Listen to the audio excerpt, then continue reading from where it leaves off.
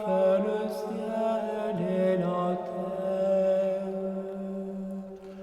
Le secours me vient du Seigneur, qui a fait Romanen le ciel. Stemmen af krig og kærlighed er en krigs- og en kærlighedshistorie. Den handler om den unge danske pilot, der flyver i Royal Air Force under 2. verdenskrig, Hermann Andersen.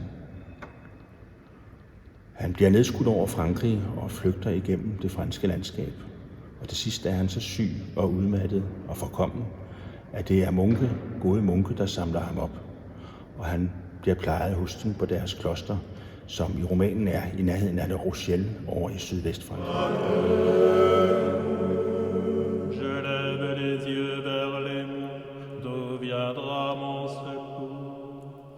Munkene er cisterciensermunke, og det er sådan et kirke, vi sidder i her nu. Vi sidder i en kirke tilhørende klosteret Saint-Honorat, Ile Saint-Honorat, som ligger på en ø ud for Cannes. Og her har cistercienserordenen til huse. Cistercienserne er en forholdsvis ung munkeorden. Den er kun 900 år gammel, sådan som munkene i det hele taget er i hvert fald 1500-1600 år gamle som virke, foruden også ørkenfædrene før det. Le secours me vient du Seigneur, qui a fait le ciel et la terre. Hvorfor skal vi høre om munke? Hvad har munke at fortælle moderne mennesker i dag? Ja, det er jo en lang diskussion, som måske ikke er velegnet her nu.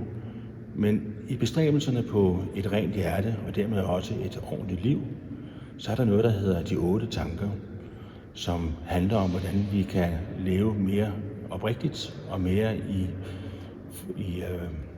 i overensstemmelse med os selv og ikke mindst med vor Herre.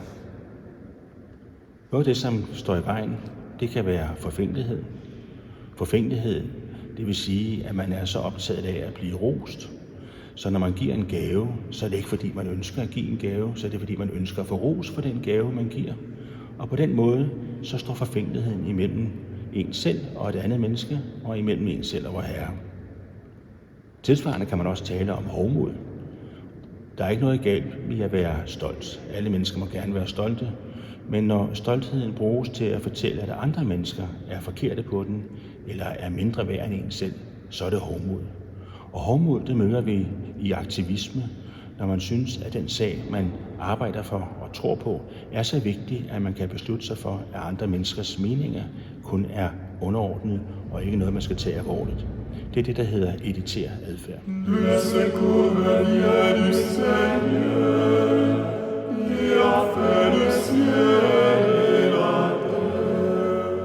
I romanen så er den gode Hermann Andersen som sagt hos munkene, og vi hører lidt om livet. Han er blandt andet med til en juleaften sammen med dem, inden han kommer videre i historien. Så meget for Stamina, krig og kærlighed. Bénissons le Seigneur.